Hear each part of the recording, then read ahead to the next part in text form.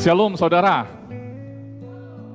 saya sangat bersuka cita hari ini karena kita bisa berkumpul kembali setelah lebih kurang 1 bulan saya tidak hadir baik di online ataupun di offline. Saudara, saya sangat bersuka cita dan sangat gembira sekali bisa kembali untuk mengadakan ibadah bersama-sama saudara, dan terutama pada hari ini ada kesempatan, kehormatan yang luar biasa bagi saya untuk bisa menyampaikan firman Tuhan kembali.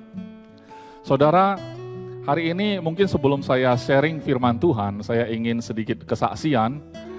Walaupun saya sendiri pada dasarnya tidak terlalu suka bersaksi tentang apa yang terjadi, karena saya sendiri dalam sharing-sharing yang saya selalu lakukan, saya mengatakan bahwa setiap orang mendengarkan kesaksian ada pemahaman yang berbeda-beda. Ada yang berpikir, oh Tuhan, kenapa terjadi hal seperti itu kepada dia, engkau menjawab doanya, kenapa giliran saya engkau tidak melakukan seperti apa yang kau lakukan kepada dia. Tetapi hari ini saya harus menyaksikan kebaikan Tuhan, karena sekitar 3 minggu yang lalu, itu istri saya, kan ini kan masa pandemi ya, memang dalam pikiran kita percaya Tuhan melindungi kita secara sempurna, tetapi entah bagaimana ceritanya, istri saya sendiri yang terpapar COVID ya. Dan puji Tuhan hari ini kita bisa menyaksikan kebaikan Tuhan karena beliau sudah disembuhkan. Dan memang pandemi ini mengapa kita benar-benar harus berhikmat saudara. Kita harus benar-benar menjaga kebersihan, menjaga kesehatan, menjaga jarak, dan lakukan protokol kesehatan. Mengapa? Karena sebagus-bagus kita melakukannya pun kadang-kadang kita bisa lengah. Tapi hari ini saudara, dalam sharing-sharing yang akan saya sampaikan, saya yakin dan percaya saudara akan benar-benar diberkati, saudara akan menyebarkan kesehatan kepada setiap orang. Amin saudara, menyebarkan kesehatan. Jadi ini kebalikan dari menyebarkan penyakit saudara, menyebarkan kesehatan. Apakah itu mungkin? Maka kita akan belajar bersama-sama hari ini. Tepatnya 3 minggu yang lalu, istri saya ada keluhan tubuhnya seluruhnya sakit gitu ya. Dan kita tidak pernah menyangka bahwa, oh itulah terpapar COVID gitu loh. Karena tidak ada batuk juga, tidak ada flu, tidak ada yang namanya demam, tidak ada. Yang ada cuman tubuhnya sakit, seperti pegel gitu ya. Dan memang itu terjadi di hari Minggu, tanggal 25 ya, bulan 4. Nah, tanggal 22-nya kita suami istri barusan mendapatkan vaksin yang kedua. Jadi sebenarnya kita ini sudah divaksin juga saudara. Tapi hari ketiga, jadi Kamis tanggal 22 vaksin kedua. Hari Minggunya itu dia sudah mengeluh sangat sakit. Sabtunya itu mengeluh cuman pegel aja. Tapi Minggunya itu malamnya sudah kesulitan. Waktu tidur itu benar-benar sakit. Makanya waktu hari Senin kita putuskan untuk mencari dokter gitu ya. Tapi dokter waktu itu juga tidak terima pasien-pasien yang punya ciri-ciri atau gejala-gejala yang mereka curigai mungkin sudah terpapar COVID. Kecuali mungkin lutut saya sakit ya, nggak ada demam, nggak ada apa-apa, cuman lutut aja yang sakit, mungkin dokter bisa terima. Tapi kebanyakan memang dokter akan merujuk kita untuk memeriksakan diri ke tempat yang bisa melakukan tes ya, apakah terpapar atau tidak. Dan singkat cerita memang kami pergi ke salah satu rumah sakit dan di sana di screening dulu ya, sebelum didiagnosa penyakit apa yang menyebabkan pegel atau apapun keluhan saudara. Kalau saudara datang ke rumah sakit pada hari ini, mereka akan ngecek dulu apakah terpapar COVID atau tidak. Dan sayang sekali ya, hasilnya ternyata positif dan memang dia terpapar COVID. Dan waktu itu rumah sakit tersebut tidak ada tempat. Karena pasien COVID itu sudah banyak sekali di rumah sakit. Dan rumah sakit itu sudah nggak ada tempat untuk pasien COVID. Akhirnya kami mencari lagi rumah sakit yang lain dan di sana ada tempat yang harus bergabung dengan pasien-pasien lainnya. Karena kamar yang 1 orang 1 tempat tidur itu belum tersedia. Saking penuhnya rumah sakit saudara pada hari-hari ini. Nah, hari ketiga lah baru dia punya kesempatan masuk ke kamar sendiri gitu ya. Yang saya mau cerita di sini bukan prosesnya bagaimana, kemudian sakitnya bagaimana. Yang saya mau cerita adalah kami ini suami istri biasanya mendoakan orang, Biasanya kita memberikan semangat kepada orang yang sakit, yang merasa bermasalah, mungkin dalam keluarganya, dalam rumah tangganya, masalah kesehatan juga. Kita perkatakan sesuai firman Tuhan, bahwa kamu telah sembuh, penyakitmu sudah ditanggung Yesus di atas kayu salib. Kita mendoakan orang, tetapi pada saat-saat seperti itu, rasanya jujur saya mau katakan kepada saudara, rasanya sulit sekali untuk berdoa. Sangat sulit sekali untuk berdoa. Itu sebabnya kita itu nggak bisa hidup sendiri-sendiri, saudara. Walaupun Tuhan begitu mengasihi kita, tetapi Tuhan menempatkan orang-orang di sekeliling kita. Untuk itulah mereka ada di sekeliling kita.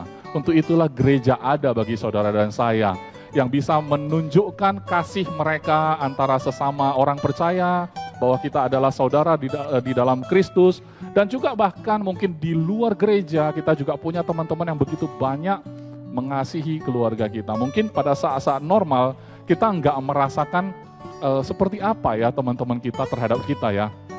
Tetapi pada saat kondisi kita tidak begitu baik, di saat itulah kita melihat benar-benar orang yang mengasihi kita. Dan saya mengucapkan terima kasih kepada teman-teman, saudara-saudara kita yang sudah banyak membantu pada saat istri saya ada di rumah sakit dan melakukan pengobatannya, memberikan support, dukungan, bukan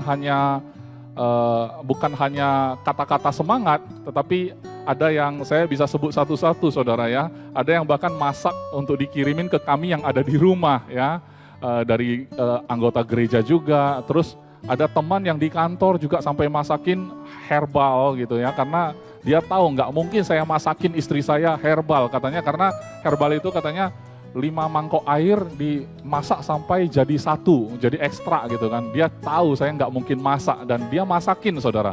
Dia anterin pakai ojol ya, ojek online sampai ke rumah sakit. Intinya istri saya tinggal minum. Disitulah saya melihat ada teman-teman yang begitu mengasihi juga ya. Dan ada yang berkonsultasi dengan saya, teman baik dari istri saya konsultasi dengan saya. Nggak usah khawatir, ini istrimu baik-baik saja segala macam. Dan memang saat-saat seperti itu agak sulit ketika kita disuruh positive thinking.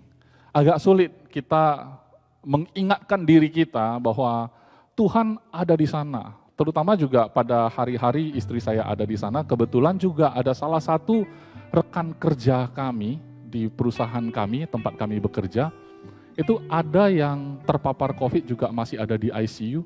Dan sayang sekali beberapa hari setelah kami mengetahui keberadaan dia di ICU, dia akhirnya meninggal dunia, saudara, di usia yang cukup muda. Orang yang begitu semangat, orang yang begitu luar biasa, saya sering ketemu dia, bahkan satu kamar kalau ada meeting di kantor pusat, dan beliau harus meninggalkan dunia ini karena COVID ini juga, saudara. Saya sebenarnya nggak suka bahas penyakit, saya lebih suka membahas kesehatan, saya lebih suka membahas terobosan. Tetapi banyak yang saya nggak bisa jawab, saudara, dalam hidup ini. Kecuali saya sok tahu. Tapi hari ini saya ingin membahas apa yang ada di dalam firman Tuhan. Karena firman Tuhan itu adalah sumber kekuatan, sumber kehidupan. Firman Tuhan itu yang menghidupkan kita, memberikan kehidupan yang sebenarnya bagi kita. Tapi memang saya menyadari bahwa keadaan pada waktu kita sangat tidak baik seperti itu, memang sangat sulit. Karena saya sendiri mengalaminya, sangat sulit dalam arti Tuhan baik, Tuhan begini, Tuhan begitu, tapi mata kita selalu melihat yang kelihatan, saudara. Terutama ada berita teman kami akhirnya tidak berhasil berjuang melawan penyakitnya. Dan kami sangat sedih waktu itu, sangat-sangat sedih. Sebagai rasa kemanusiaan kita juga. Tapi satu sisi kami bersyukur karena istri saya membaik, kondisinya membaik. Jadi feelingnya bercampur ya, perasaannya bercampur. Satu sisi kita melihat ada kondisi yang membaik di istri saya, satu sisi teman kita tidak membaik. Ya saudara ya, jadi penyakit ini ternyata tidak milih orang, kamu agamanya apa, umur kamu berapa, kamu sudah ready atau enggak, biar saya datang nih, enggak. Dia datang aja, ya kan, orang yang lengah dia akan samperin ya. Dan istri pastor juga bisa kena, saudara. Jadi kita juga mendengar ada juga pastor juga ya dari kota yang berbeda, yang cukup sangat terkenal juga dan berjuang melawan penyakit ini dan akhirnya dia harus meninggalkan dunia ini. Kita juga pada waktu-waktu yang bersamaan itu saudara. Jadi kira-kira saudara bayangkan mata kita mengukur segala sesuatu dengan ukuran manusia. Tapi hati kita, roh kita, kita tahu sebenarnya ada rasa aman di dalam Kristus Yesus. Tapi mata kita selalu melihat apa yang terlihat. Jadi hari ini adalah judulnya menurut ukuran manusia atau menurut ukuran rohani. Jadi di dalam Alkitab selama kita belajar firman Tuhan, mendengarkan khotbah, seringkali kita itu melihat kejadian-kejadian di mana seperti contoh ya, perempuan Samaria ketemu Yesus. Kita mendengarnya kisah ini sudah sering sekali. Dan kita tahu bahwa perempuan Samaria melihat Yesus secara ukuran manusia. Dia adalah orang Yahudi, tidak pantas berbicara kepada seorang perempuan, apalagi orang Samaria, bukan orang Yahudi juga. Itu rasanya tidak pantas. Dia melihat menurut ukuran manusia. Dan waktu Yesus mengatakan dia minta air, itu secara manusia minta air untuk diminum karena dia lelah karena perjalanan. Tapi perempuan Samaria itu ditawarin air hidup. Nah itu beda lagi. Air hidup yang bukan menurut ukuran manusia, itu untuk kepentingan kehidupan rohani perempuan ini. Tapi perempuan ini tidak mengerti. Buktinya dia mengatakan, "Guru, kalau engkau mengatakan ada air hidup, emang kamu ada timba dan tali. Sumur ini begitu dalam, tidak mungkin bisa ambil air sedalam itu kalau kita nggak punya perlengkapan itu." Jadi mata kita selalu melihat apa yang terlihat, saudara. Saya tidak bisa memungkiri itu karena kita pada saat mengalami situasi-situasi tertentu, memang kecenderungan kita selalu seperti itu. Kita melihat apa yang terlihat oleh mata, sehingga kita menilai segala sesuatu menurut ukuran manusia. Ya, sementara Yesus terus mencurahkan kepada perempuan ini perkataan-perkataan rohani, bahkan sampai mengatakan bahwa kalau kau telah menerima air hidup dari aku, maka dari dalam dirimu mengalir air kehidupan yang terus memancar sampai selama-lamanya, saudara.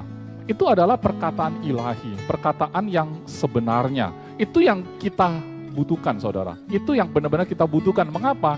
Karena air dari sumur itu memang memuaskan dahaga kita. Tetapi setiap kali kita mengambil air dari sumur itu untuk memuaskan dahaga kita, ingat saudara, saudara akan haus lagi nanti. Saudara akan haus lagi suatu hari nanti. Saudara akan terus mencari apa yang menjadi kebutuhan dalam dunia ini. Tetapi kita butuh sesuatu yang tidak menurut ukuran manusia. Tapi hidup kita selalu berpikir hal-hal yang menurut ukuran manusia, saudara. Supaya gampang kita mungkin bisa melihat sebuah ilustrasi, misalkan saudara melihat sebuah perusahaan mencari karyawan.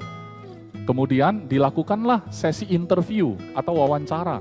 Dari sekian banyak orang yang melamar pekerjaan untuk satu posisi yang sama, mungkin si pewawancara akan membuat penilaian. Berdasarkan apa? Berdasarkan riwayat pekerjaan orang ini. Kalau dia belum pernah bekerja, belum punya pengalaman, dia akan lihat tamatan sekolah mana dia. Betul enggak? Secara keluarganya bagaimana, secara ilmu yang dia pelajari selama dia kuliah itu jurusannya apa. Dan orang yang melamar kalau ada banyak, saudara, kira-kira orang yang mewawancara ini menilainya menurut ukuran apa, saudara? Enggak mungkin si pewawancara memintanya untuk khotbah. Jadi audisi, khotbah dulu, saya mau lihat pengertianmu tentang firman Tuhan. Enggak mungkin. Ini pekerjaan dunia, saudara. Mereka akan menilai berdasarkan pengalaman kita.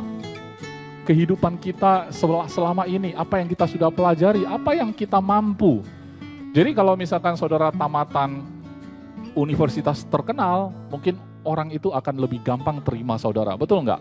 Karena mereka menilai kita menurut ukuran manusia. Saya ingin kita melihat dari firman Tuhan hari ini yang diambil dari 2 Korintus 5 ayat 15. 2 Korintus 5 ayat 15. Dan Kristus telah mati untuk semua orang, maka mereka semua sudah mati. Perkataan ini kan agak sulit ya saudara ya. Masa kalau Kristus telah mati untuk semua orang. Benar, kita paham itu. Karena Yesus di atas kayu salib, dia mati bagi kita. Jadi dia sudah mati bagi semua orang. Supaya mereka yang hidup katanya, tidak lagi hidup untuk dirinya sendiri. Tetapi untuk dia yang telah mati dan telah dibangkitkan mereka. Sorry, ini saya bacanya di ayat 14 dulu ya. Sebab kasih Kristus yang menguasai kami, karena kami telah mengerti bahwa jika satu orang sudah mati untuk semua orang, maka mereka semua sudah mati. Jadi kalau ada satu orang sudah mati untuk semua orang, yaitu Yesus ya, maka mereka semua sudah mati. Artinya saudara dan saya hari ini sudah mati sebenarnya. Mengapa? Karena hitungannya secara rohani ya, Yesus datang, dia mati bagi semua orang, berarti semua orang itu sudah mati. Jadi kita itu sudah selesai dengan manusia lama kita. Karena nanti di ayat 17 akan ada ayat yang begitu terkenal, ya kan? Yaitu apa? Siapa yang ada dalam Kristus, tapi nanti ya. Nah, ayat 15. Dan Kristus telah mati untuk semua orang, supaya mereka yang hidup tidak lagi hidup untuk dirinya sendiri, tetapi untuk dia yang telah mati dan telah dibangkitkan untuk mereka. Jadi saudara dan saya hari ini ketika saudara percaya bahwa kita itu telah terima Yesus menjadi Tuhan dan Juru Selamat kita, dan kita percaya bahwa dia telah mati dan telah dibangkitkan untuk kita, saudara, berarti kita tidak lagi hidup untuk diri kita sendiri. Berarti apa yang ada dalam pikiran kita, ya ayat berikutnya, sebab itu kami tidak lagi menilai seorang juga pun menurut ukuran manusia. Oke? Dan jika kami pernah menilai Kristus menurut ukuran manusia, dulu ya. Jadi Paulus mengaku ya bahwa kalau dulu jika kami pernah menilai Kristus menurut ukuran manusia, sekarang kami tidak lagi menilainya demikian. Kalau bicara menilai Yesus menurut ukuran manusia, itu banyak kisah waktu Yesus ada di muka bumi, saudara. Setiap orang yang ketemu dia menilai Yesus berdasarkan ukuran manusia, bukan menurut ukuran yang seharusnya, saudara. Jadi kalau kita hari ini tidak memahami ini, maka kita pun melihat orang lain dan kita menilai mereka selalu akan menilai menurut ukuran manusia. Kalau bahasa Inggris terjemahannya menilai menurut ukuran manusia ini adalah according to the flesh. Menurut daging, menilai secara kedagingan. Kita menyukai seseorang, kita menilainya menurut ukuran manusia. Kita tahu orang ini potensi, kita juga menilainya menurut ukuran manusia. Kalau lulusan ini terus cum laude ya, IP-nya, indeks prestasinya 4, kan cum laude tuh. Perfect berarti. Udah mentok itu nilainya. Pasti orang ini akan sukses. Jadi kita menilai orang selalu menurut apa yang sudah dia kerjakan, bagaimana hasil yang dia sudah buktikan kepada kita, masa lalu dia seperti apa. Kita akan menilai seperti itu. Dan orang menilai Yesus juga seperti itu pada waktu itu. Ya, sehingga mereka bisa menyalibkan dia.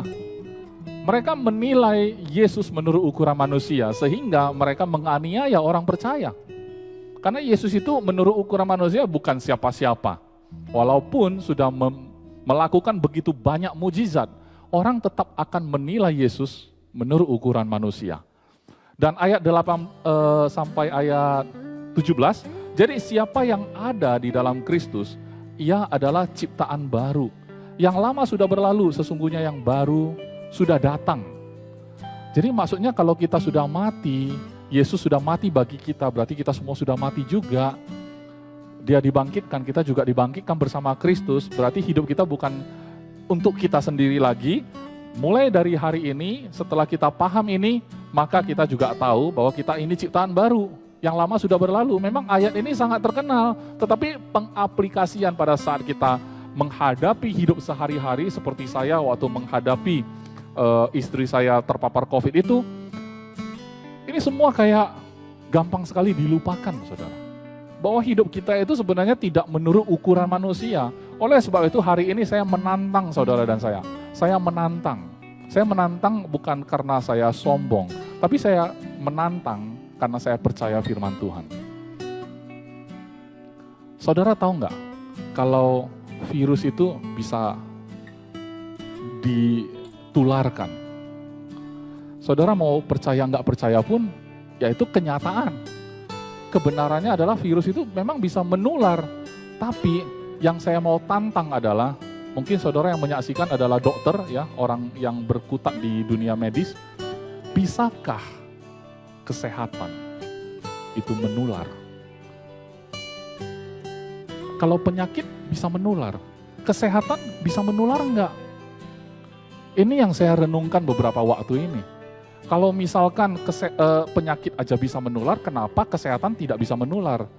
Oke, saya orang yang suka mikir ya saudara. Terus saya pikir lagi, menurut ukuran manusia ya, menurut ukuran manusia. Ya jelas kalau virus bisa menyebar karena virus itu sendiri punya kehidupan. Virus ini juga punya power. Power artinya dia bisa membelah diri, dia bisa memperbanyak dirinya. Terus dia melalui droplet ya, melalui cairan di mulut atau apa, dari air mata atau apa gitu, itu bisa terbang, pindah tempat, bertambah banyak gitu di tubuhnya orang lain. Nah, namanya menular. Dan itu bisa disebar gitu. Karena apa? Karena dia punya kehidupan. Loh, jadi kesehatan nggak punya kehidupan? Susah ya jawabnya ya. Kalau kesehatan kita nggak tertular virus aja udah syukur Pak. Boro-boro mau ditularkan kesehatan. Jadi kesehatan itu sendiri sifatnya pasif. Yang penting jangan terpapar sesuatu yang negatif, maka dia akan tetap sehat. Tapi jangan harap dia bisa menular. Saudara, ini adalah perenungan yang mungkin saya harap kita itu sama-sama merenungkan, bukan sepanjang khotbah hari ini saja, tetapi setelah khotbah ini selesai, saudara coba pelajari, coba makan dari firman Tuhan, karena saya memberi tantangan kepada saudara dan saya hari ini, bukan bertujuan, ayo kita buktikan, ayo kita coba, kita bikin eksperimen, bukan ya. Saya mengatakan ini karena saya percaya firman, dan saya akan buka dari firman saja. Saudara jangan langsung terima kata-kata saya, tetapi saudara lihat firmannya. Hati-hati dengan mendengar khotbah saudara. Pada saat saudara mendengar khotbah yang bersifat memotivasi, kadang-kadang itu tidak realistik lagi. Padahal Tuhan kita adalah Tuhan atas ilmu pengetahuan. Tuhan kita adalah Tuhan yang punya teknologi. Hanya saja teknologi dan ilmu pengetahuan kita nggak nyampe ke sana, saudara. Apakah benar-benar vaksin atas sebuah virus seperti corona ini, kalau mungkin kita punya mesin waktu, kita pakai mesin waktu, kita pergi ke masa yang akan datang, mungkin penyakit ini sudah nggak ada. Mungkin cara penyakit ini lenyap juga sesuatu yang tidak pernah kita pikirkan sebelumnya. Mungkin kita pikir selama ini kalau mau menghilangkan virus dari muka bumi ini haruslah melakukan tahapan ini A, B, C, D segala macam. Harus pakai vaksin dan segala macam. Tetapi apapun yang diperkirakan oleh manusia itu belum tentu terjadi seperti apa yang dia perkirakan. Mengapa? Karena seperti itulah teknologi yang kita punya pada hari ini. Bahkan kemarin-kemarin saja untuk mendeteksi saja cuman ada apa? Antigen. Tapi katanya antigen nggak terlalu akurat. Akhirnya apa? PCR. Nah, di PCR itu kalau positif, buktinya mereka bilang kalau ada angka tertentu, value-nya kalau besar atau tinggi, itu nggak menular lagi walaupun kamu sudah masih positif misalnya.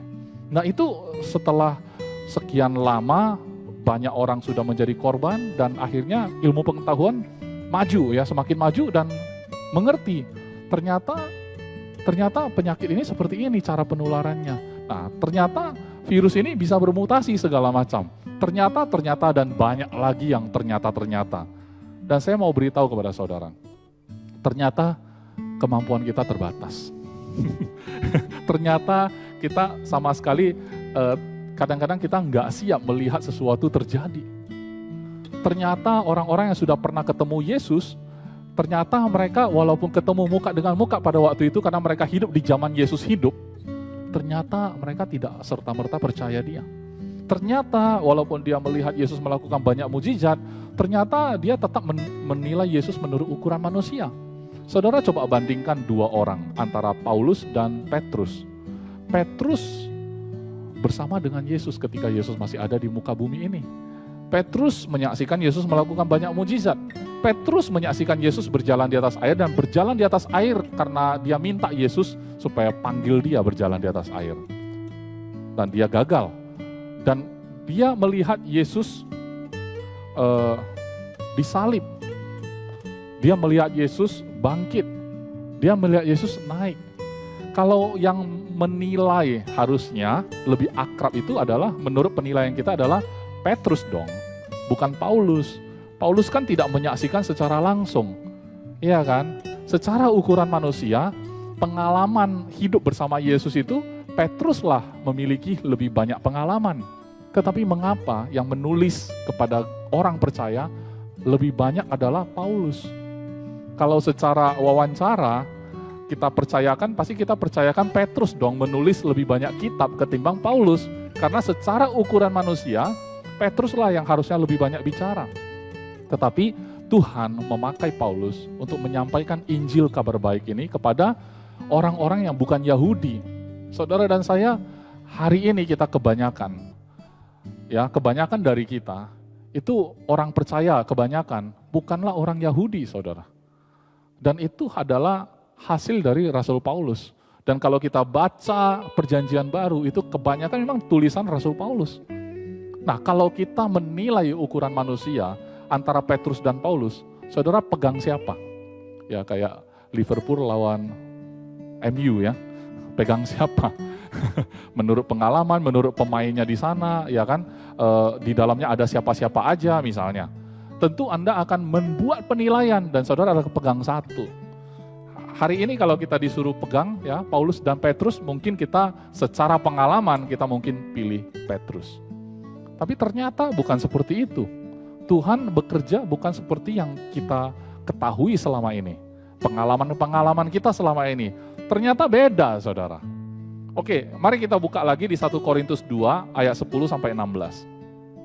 1 Korintus 2 ayat 10 sampai 16. Karena kepada kita Allah telah menyatakannya oleh Roh, sebab Roh menyelidiki segala sesuatu, bahkan hal-hal yang tersembunyi dalam diri Allah.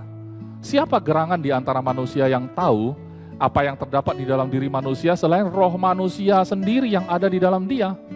Demikian pula lah tidak ada orang yang tahu apa yang terdapat dalam diri Allah selain roh Allah. Kita tidak menerima roh dunia, tetapi roh yang berasal dari Allah, supaya kita tahu apa yang dikaruniakan Allah kepada kita. Dan karena kami menafsirkan hal-hal rohani kepada mereka yang mempunyai roh, kami berkata-kata tentang karunia-karunia Allah dengan perkataan yang bukan diajarkan kepada kami oleh hikmat manusia, tetapi oleh roh. Tetapi manusia duniawi tidak menerima apa yang berasal dari roh Allah, karena hal itu baginya adalah satu kebodohan, dan ia tidak dapat memahaminya, sebab hal itu hanya dapat dinilai secara rohani. Tetapi manusia rohani menilai segala sesuatu, tetapi ia sendiri tidak dinilai oleh orang lain. Sebab siapakah yang mengetahui pikiran Tuhan, sehingga ia dapat menasihati dia, tetapi kami memiliki pikiran Kristus. Amin, saudara. Di sini kita tahu bahwa menilai orang itu biasanya kecenderungan kita adalah menilai berdasarkan ukuran manusia, according to the flesh. Tapi di sini kita tahu bahwa kita orang percaya ini tidak lagi dinilai oleh orang lain. Karena sulit untuk menilai, pastor istrimu kok bisa sembuh, dia konsumsi apa? Mungkin kita bisa cerita, ya kalau mau tahu konsumsi apa kita lihat saja. Kemarin teman ada kirim ini. Jadi yang buat dia sembuh yang mana nggak tahu. Nah, kita juga ada berdoa. Jadi yang sembuhkan apa? Tuhan kah atau obat? Kalau orang menilai, karena saya sudah kirim banyak obat, awas kalau kamu bilang itu hasil doa. Aku udah kirim obat ke kamu. Tapi yang mendoakan tidak kirim obat, awas kalau kamu bilang ini bukan hasil doa. Aku udah doain kamu. Kalau orang menilai satu perkara, maka sulit sekali ya saudara ya. Karena seorang dokter pun itu akan membuat penilaian, memberikan satu keputusan obat apa yang mau dia terapkan ke pasien ini. Dia juga melihat gejalanya, istilahnya gejala klinis. Kamu keluhannya apa? Sakit kepala, demam ya, paracetamol masuk. Terus infeksi tahu dari mana? Ambil darah, tahulah hasilnya. Setelah tahu dari hasil darah, oh ada infeksi, ada CT scan, oh paru-parunya ada bercak, oke, ini mulai infeksi, oke, antibiotik. Jadi Apa-apa itu cuman dilihat, kira-kira selama ini kalau terjadi ini, inilah obatnya. Selama ini kalau terjadi inilah obatnya. Apakah itu salah? Tidak salah. Tidak salah. Masalahnya kita menerapkan seperti ini kepada Tuhan itu nggak bisa. Kenapa? Karena apa yang ada di dalam hati Tuhan hanya roh Dia sendiri yang tahu, saudara. Jadi kita nggak bisa menilai Yesus menurut ukuran manusia. Menurut pengalaman saudara dan saya. Yang notabene nggak cukup untuk membuat penilaian apapun terhadap Tuhan yang begitu besar. Ilmu pengetahuan yang kita miliki pada hari ini juga tidak cukup untuk memahami apa rencana Tuhan di muka bumi ini. Nggak ada yang bisa paham dengan sempurna, kecuali roh Allah itu sendiri. Kabar baiknya, roh Allah itu sendiri diizinkan untuk tinggal di dalam diri saudara dan saya hari ini. Pertanyaannya, apakah roh Allah yang ada di dalam diri saudara dan saya itu berbeda? Roh yang sama kan saudara? Tapi kenapa lantas ada orang yang benar-benar bisa memahami apa panggilan Tuhan dalam hidupnya? Ada yang sampai hari ini nggak paham apa-apa. Saya nggak bisa menilai apa penyebabnya, apa solusinya. Karena saya tidak bisa lagi menilai manusia menurut ukuran manusia. Ya saudara, Paulus mengatakan, aku memutuskan untuk tidak tahu apa-apa tentang dirimu selain Yesus yang disalibkan itu. Mengapa? Karena saat kita datang, konseling, ada orang mengalami masalah ini dan itu, ya kan? Apakah saudara cukup punya pengalaman untuk menjawab, memberikan semua solusi? Tentu tidak kan? Tapi kita tahu ada Yesus yang sudah disalibkan bagi orang ini. Dan Yesuslah jawaban bagi orang ini. Jadi kita hanya tahu itu, saudara. Kalau saudara mau menilai, kalau saudara mau menyampaikan pesan kepada orang sakit, kepada orang yang mengalami tantangan dalam hidupnya, saudara cuma ingat satu hal saja. Yesus sudah mati buat orang ini. Amin, saudara. Dan orang ini mungkin sulit untuk mengingat, karena dia mungkin orang yang sudah terima Yesus mungkin. Mungkin dia seorang pastor seperti saya. Mungkin kalau saudara mau ingatkan saya, pastor, walaupun istri pastor sakit, ya kan, tapi pastor harus percaya. Saya pastor, pasti saya percaya, ya kan. Tapi feelingnya beda ketika itu terjadi atas diri kita sendiri, karena suami istri itu kan satu tubuh ya. Jadi kalau orang tanya, kamu kena memang saya setelah tes saya nggak kena, istri saya, anak saya nggak kena ya, negatif, kami negatif ya. Cuman bagi saya itu istri saya kena sama dengan saya kena, saudara. Sama sekali nggak enak ya, sama sekali hati yang risau ya, kemanusiaannya muncul. Sama seperti orang kebanyakan, periksa Google ya, ini kenapa bisa begini, bagaimana supaya dia bisa sembuh segala macam. Padahal saya sendiri mengkhotbahkannya. Kalau saudara mengalami masalah, biasanya apa yang saudara lakukan? Itu khotbah saya. Saya cek lagi khotbah saya sendiri, saya khotbah seperti itu. Tapi kenapa waktu saya dengar ulang, waktu spesial itu, benar-benar sangat sulit, saudara. Karena itulah saya tahu kenapa Tuhan harus sembuhkan kita. Karena kondisi kita yang tenang, kondisi kita yang tidak kekurangan apa-apa, pada saat itulah kita bisa berdoa. Oleh sebab itu saudara yang sakit pada hari ini, saya akan berdoa supaya saudara hari ini juga merasakan kesembuhan. Amin saudara, supaya saudara bisa tenang dan bisa berdoa. Saudara bisa merasakan kebaikan Tuhan. Pada saat kondisi yang sangat sakit, kita katakan Tuhan baik, apa rasanya saudara? Gak bisa terima kan? Gak bisa terima. Karena orang yang mengatakan itu tidak merasakan. Tapi hari itu sepertinya saya sendiri yang merasakan. Ya. Itu kata orang, ya ini suami istri. Sampai teman saya bilang, kok kamu sampai cuti? Kan kamu negatif. Ya tapi kan gak ada hati lagi melakukan apapun gitu kan. Oke, saya mungkin ingin membawa saudara untuk memeriksa dari Markus pasal 5. Markus pasal 5 dimulai dari ayat 25, saudara. Ini kalau kita baca Matius, Markus, Lukas, Yohanes, ini bicara banyak tentang apa yang Yesus lakukan selama dia hidup di atas bumi ini. Dia melakukan begitu banyak mujizat. Jadi saya pengen kita coba mengambil beberapa kondisi yang dialami Yesus pada waktu itu dan orang-orang yang ada di sekitarnya pada waktu itu ya. Ayat 25. Adalah di situ seorang perempuan yang sudah 12 tahun lamanya menderita pendarahan. Ia telah berulang-ulang diobati oleh berbagai tabib, sehingga telah dihabiskannya semua yang ada padanya, namun sama sekali tidak ada faedahnya. Malah sebaliknya keadaannya makin memburuk. Dia sudah mendengar berita-berita tentang Yesus. Saya yakin ya, selain dia, banyak orang juga mendengar berita tentang Yesus. Maka di tengah-tengah orang banyak itu, ia mendekati Yesus dari belakang dan menjamah jubahnya. Sebab katanya, asal kujamah saja jubahnya, aku akan sembuh. Seketika itu juga berhentilah pendarahannya dan ia merasa bahwa badannya sudah sembuh dari penyakitnya. Pada ketika itu juga Yesus mengetahui bahwa ada tenaga yang keluar dari dirinya. Lalu ia berpaling di tengah orang banyak dan bertanya, siapakah yang menjamah jubahku? Murid-muridnya menjawab, engkau melihat bagaimana orang-orang ini berdesak-desakan dekatmu dan engkau bertanya siapa yang menjamah aku? Lalu ia memandang sekelilingnya untuk melihat siapa yang telah melakukan hal itu. Perempuan itu yang menjadi takut dan gemetar ketika mengetahui apa yang telah terjadi atas dirinya, tampil dan tersungkur di depan Yesus dan dengan tulus memberitahukan segala sesuatu kepadanya. Maka katanya kepada perempuan itu, hai anakku, imanmu telah menyelamatkan engkau. Pergilah dengan selamat dan sembuhlah dari penyakitmu. Saya pengen saudara dan saya hari ini menilai apa yang terjadi di bacaan kita di Markus 5 ini tidak menurut ukuran manusia lagi. Mengapa? Karena tadi saya memberi tantangan di awal. Kalau virus bisa menyebar, bagaimana kesehatan? Bisa menyebar enggak? Karena waktu saya baca ini, saya melihat sesuatu yang berbeda, saudara. Mungkin ini ayat yang sangat biasa, saya juga sering baca ini. Dan kalau di KKR ini sering dipakai ya. Cuman saya berpikir begini, waktu perempuan ini menjamah jubah Yesus. Saudara berani nggak dekat-dekat sama orang COVID? Saudara berani pegang barang dia nggak? Atau penyakit menular lain lah ya, ini cuman kebetulan ini wabah lagi pandemi ya.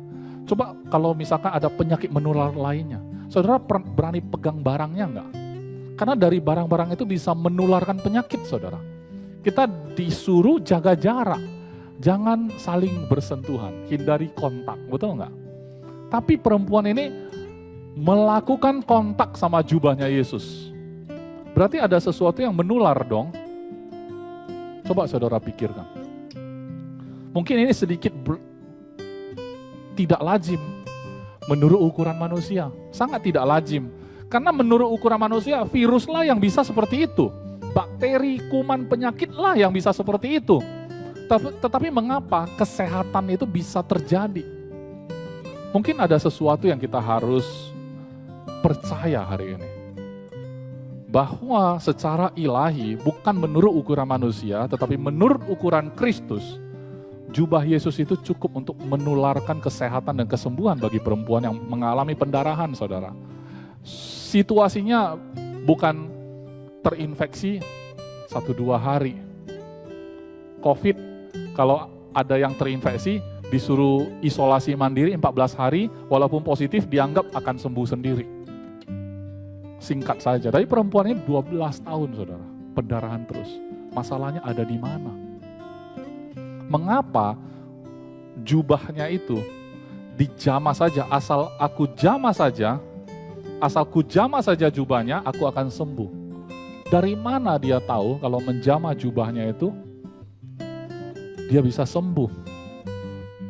Tapi Yesus mengatakan, hai anakku, imanmu telah menyelamatkan engkau.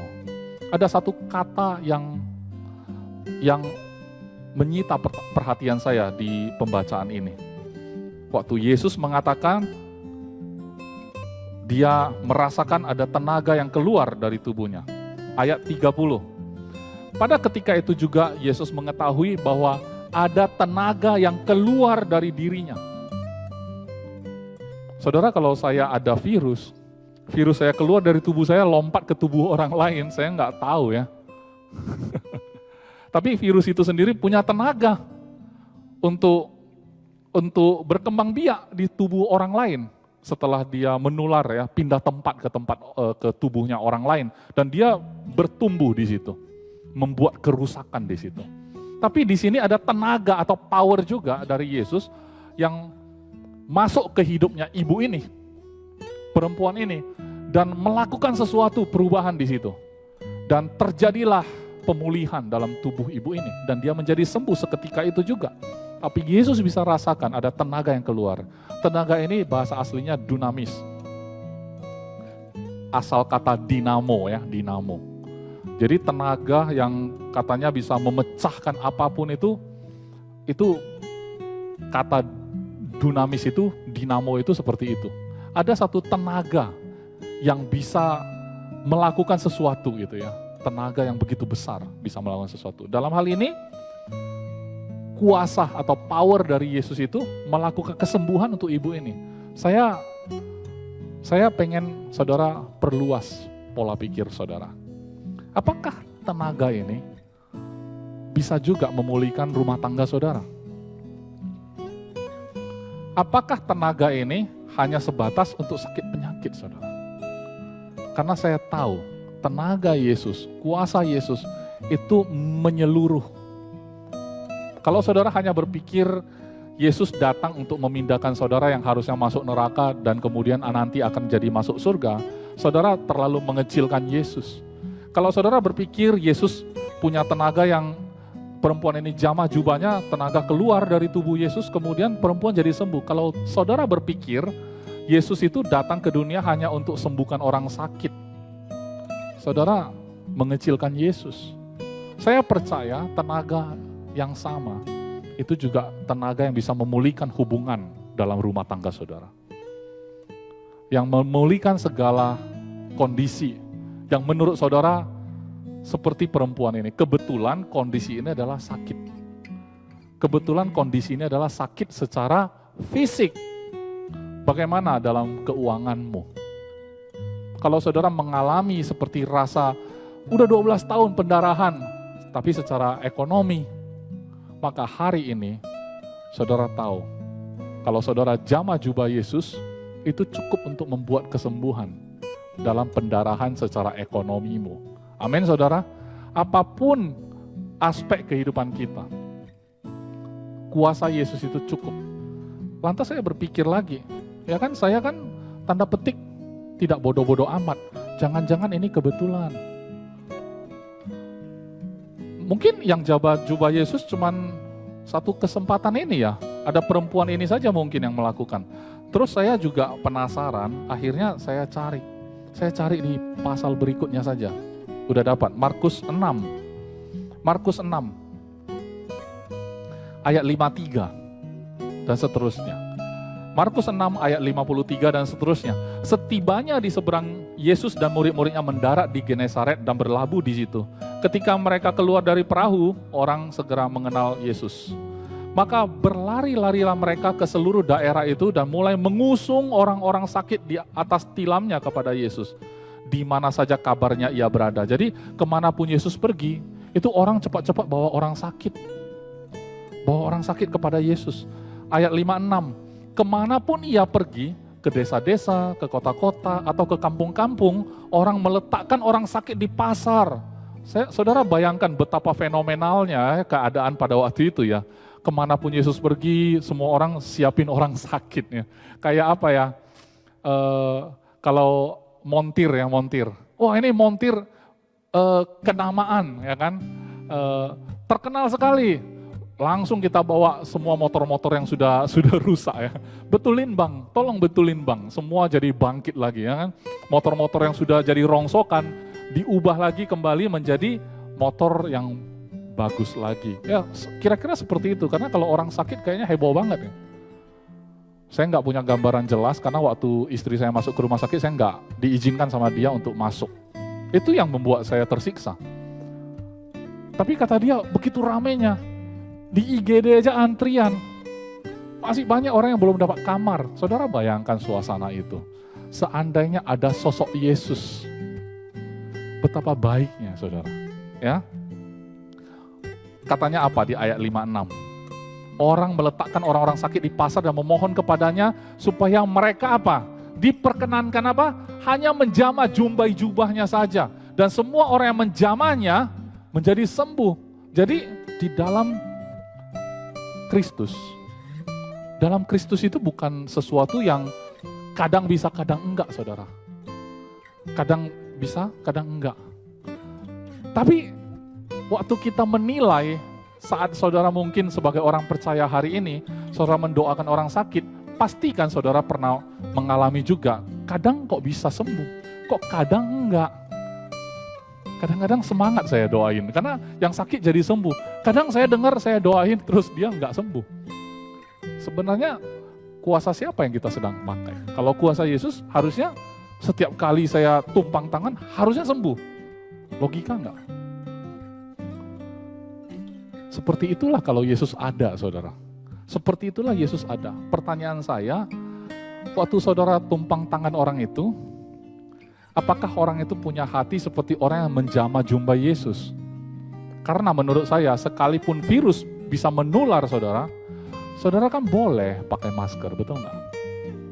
Saudara kan boleh menolak virus itu supaya nggak masuk, betul nggak, saudara?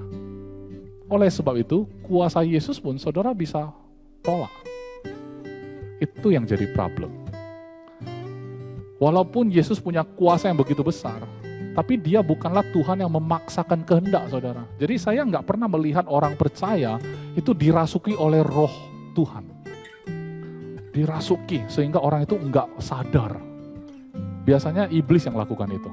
Orangnya dirasuki, digagahi. Dia nggak berhak lagi atas tubuhnya sendiri. Tapi Tuhan nggak pernah lakukan itu, saudara. Walaupun dia punya kuasa kesembuhan, walaupun dia punya kuasa untuk memperbaiki segala sesuatu, bahkan menghidupkan orang, kuasa yang bisa menghidupkan orang, memberikan kehidupan, tetapi dia tidak pernah melakukannya dengan memaksa, saudara. Tapi melalui firman Tuhan yang disampaikan oleh para rasul, seperti yang kita baca di Korintus tadi, dikatakan bahwa karena kita sudah tahu bahwa Yesus sudah mati untuk semua orang, kita semua juga sudah mati. Oleh sebab itu, hidup kita adalah hidup untuk Dia. Baik-baik ngomongnya, saudara. Nggak pernah maksa. Baik-baik ngomongnya, saudara. Pernah nggak, saudara, setelah tahu ayat itu, saudara merasa, oh hidupku bukan untuk aku lagi. Paulus juga mengatakan, hidupku bukan aku lagi. Kalau gitu, aku kayak kerasukan aja. Biar Tuhan aja bergerak melalui hidupku. Tuhan gak pernah lakukannya dengan cara itu, saudara. Tuhan sangat menghargai, saudara. Oleh sebab itu, saya cuma mau bertanya dengan hati-hati juga. Dengan rendah hati juga, saudara. Mau engkau terima Yesus hadir dalam hidupmu? Maukah engkau dengan rendah hati menjamah jubahnya? Sehingga kuasa yang ada dalam diri Yesus ini mengalir dalam hidupmu. Walaupun ini bisa menular, tapi saudara perlu untuk mengizinkan itu tertular dalam hidupmu. Karena virus pun, saudara bisa untuk tidak izinkan menular dalam hidupmu. Oleh sebab itu kita punya hikmat hari ini. Jangan sengaja memaparkan dirimu kepada virus-virus. Janganlah sia-siakan hidupmu untuk mencoba-coba gitu loh, saudara. Yesus pun dicobai seperti itu, jatuhkanlah dirimu dari atas ini karena mengenai engkau, dia berkata bahwa dia akan mengirimkan malaikatnya untuk menatangmu, tidak akan sampai jatuh. Yesus pun tidak mencoba-coba seperti itu. Oke, aku coba, praktekin, pasti. Walaupun itu benar, tapi dia tidak perlu lakukan karena itu adalah tipuan iblis. Jadi kalau saudara berpikir, pastor sudah mengajarkan Yesus ada kuasa kesembuhan. Kalau gitu saya buka masker saya. Kalaupun saya terpapar, Tuhan Yesus bisa pulihkan saya. Itu kebodohan, saudara. Sebenarnya, virus pun kita bisa tidak izinkan masuk dalam hidup kita. Kalau kita memakai masker, mematuhi protokol kesehatan. Tapi kondisi yang berbalik, kuasa Tuhan, walaupun bisa menular, saudara bisa pakai masker menolak dia. Saudara bisa juga tidak mengizinkan dia untuk bekerja memulihkan keluargamu.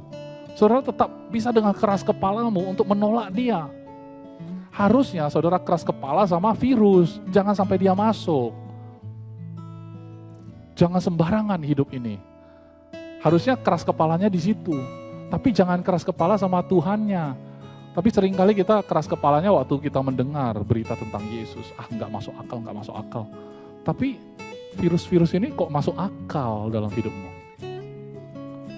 Saya rasa sebuah kerugian yang sangat besar, saudara. Kalau kita menjalani hidup ini, menilai segala sesuatu menurut ukuran manusia terus. Sementara ada Tuhan yang melampaui akal kita, yang telah menganugerahkan jauh sebelum kita lahir di dunia ini. Dia telah mempersiapkan kita menjadi anak-anaknya. Kenapa itu enggak menjadi sesuatu yang masuk akal dalam hidup kita hari ini? Harusnya, kalau kita menilai Tuhan menurut ukuran yang seharusnya, ukuran rohani, tidak ada lagi orang yang menolak Tuhan pada hari ini. Karena apa yang kita mau banggakan dalam hidup ini, saudara? Statusmu kah? Masa mudamu kah? Atau uangmu kah? Yang notabene akan engkau tinggalkan juga pada akhirnya. Ya, jadi saya percaya melalui pemberitaan firman Tuhan hari ini, walaupun tidak seheboh yang lalu-lalu, tapi cukup untuk membuat kita merenungkan. Kalau seandainya virus bisa menular, kuasa Tuhan juga bisa menular. Siapapun yang menjamah dia, mengizinkan kuasa itu masuk dalam hidupnya, maka hidupnya akan pulih, saudara. Tidak membutuhkan waktu yang lama. Tidak membutuhkan kemampuan fisikmu. Kalau kita makan obat untuk melawan sebuah infeksi dalam tubuh kita, masih dibutuhkan waktu untuk tubuh kita meresponi obat itu, sehingga menciptakan satu perlawanan terhadap kuman penyakit itu. Masih dibutuhkan waktu. Mengapa? Karena seperti itulah teknologinya, seperti itulah cara kerjanya. Kalau saudara mau menggunakan ukuran manusia, kata orang, pemulihan keluarga butuh waktu. Kesembuhan ilahi butuh waktu. Tapi kalau saudara tidak menilai menurut ukuran manusia lagi, segala sesuatu bisa terjadi pada waktu ini juga. Pemulihan terjadi pada waktu ini juga. Khusus untuk hari ini, saya mau berdoa bagi saudara yang mungkin hari ini sedang sakit. Secara fisik, saudara merasakan tubuh saudara lemah. Atau saudara mungkin terlalu banyak dengar informasi, walaupun saudara baik-baik, saudara merasa saudara tidak baik hari ini. Oh iya ya, rasanya agak sesak saya menarik nafas ini. Oh iya, terasa beda. Karena saudara terlalu banyak dengar informasi, saudara. Kalau saudara bisa mengizinkan informasi itu bekerja dan itu bisa memberi respon dalam tubuhmu, kenapa engkau tidak izinkan firman Tuhan yang engkau dengar bekerja, memberi respon dalam tubuhmu juga? Sama, saudara. Amin. Oke, saya ingin berdoa bagi saudara. Saya undang semua yang ada di tempat ini secara offline, semua bangkit berdiri. Saudara yang ada di rumah juga, mari bangkit berdiri. Kita melihat hari ini sebuah kehidupan yang baru. Manusia lama kita sudah nggak ada. Amin, saudara. Dan kita ini adalah ciptaan yang baru. Ciptaan baru artinya semuanya baru. Organ tubuhmu itu dibuat baru oleh Tuhan. Kalau saudara percaya, maka tenaga dinamisnya Tuhan itu bekerja dalam hidupmu. Tidak butuh waktu. Saat saudara percaya, waktu itu juga terjadi dalam hidupmu. Pemulihan terjadi dalam hidupmu. Mari kita berdoa. Bapa yang baik, pada hari ini, aku bersyukur karena Engkau telah menyatakan kebaikan-Mu dalam hidup semua anak-anak-Mu. Engkau telah menyatakan kasih setia-Mu. Tapi hari ini kami khusus menyadari bahwa ada kuasa yang begitu besar dari Kristus yang bisa menyembuhkan orang sakit, bahkan membangkitkan orang mati, memberikan satu kehidupan yang seharusnya manusia semua miliki. Karena Engkau telah menyiapkan hidup yang berkelimpahan bagi setiap orang yang percaya. Oleh sebab itu, aku perkatakan berkat dalam hidup setiap orang yang mendengarkan pesan hari ini. Engkau yang ada di rumah, yang terbaring di rumah sakit, yang mengalami kelemahan dalam tubuhmu, di dalam nama Yesus, Engkau dipulihkan sekarang juga, dalam nama Yesus. Kalau engkau tidak punya gambar, engkau lihat di atas kayu salib, tubuh Yesus yang seharusnya begitu sempurna, hancur oleh karena pelanggaran engkau dan saya. oleh karena kelemahan tubuh saudara dan saya. Di sana bukan hanya ada tubuh Yesus yang hancur, dipukul, dicambuk, tetapi di sana juga ada kanker, di situ juga ada sakit penyakit, di situ juga ada segala kelemahan dalam tubuhmu. Ada di atas kayu salib karena itulah yang dia tanggung di sana. Untuk apa? Untuk engkau hari ini, saat engkau menyadari ini, engkau mengizinkan kuasa itu termanifestasi dalam hidupmu. Sehingga pada saat sekarang juga, engkau menerima satu kesembuhan yang ilahi. Perbaikan-perbaikan dalam tubuhmu. Sel-sel tubuhmu itu kembali dipulihkan secara ilahi. Bukan menurut ukuran manusia lagi. Tetapi sesuatu yang ilahi terjadi dalam hidupmu. Percayalah dan terimalah. Percayalah dan terimalah. Jadilah sembuh. Engkau baik-baik saja. Sama seperti Yesus, izinkan kebenaran ini termanifestasi dalam hidup. Jangan pakai pola pikirmu yang lama. Jangan pakai ilmumu yang tidak seberapa. Jangan pakai logikamu yang tidak bisa menjangkau logika Tuhan. Karena roh Tuhan yang tahu apa yang ada dalam pikiran dia. Dan roh Allah itu ada dalam hidupmu. Maka engkau tahu, dia adalah Bapamu, engkau tahu. Dia ingin engkau menikmati hidup ini. Dan engkau tahu, dia begitu mengasihimu. Dan engkau tahu, dia rela mati bagimu. Dan engkau tahu, engkau begitu berharga di matanya. Dan engkau tahu, dia lebih peduli kepada hidupmu ketimbang engkau peduli pada hidupmu sendiri.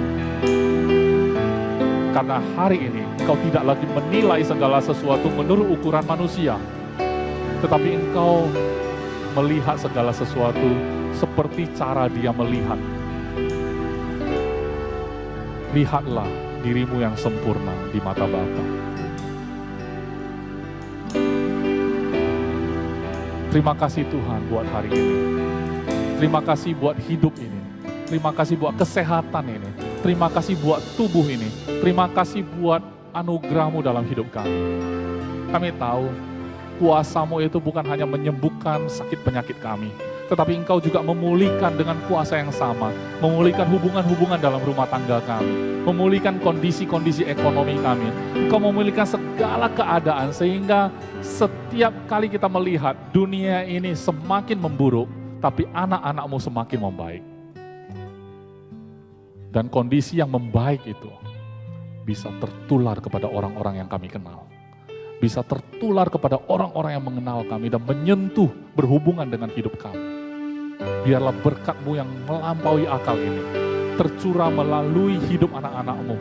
Sehingga orang-orang yang mengenal mereka bisa menjamah kehidupan-Mu Tuhan Yesus melalui hidup kami.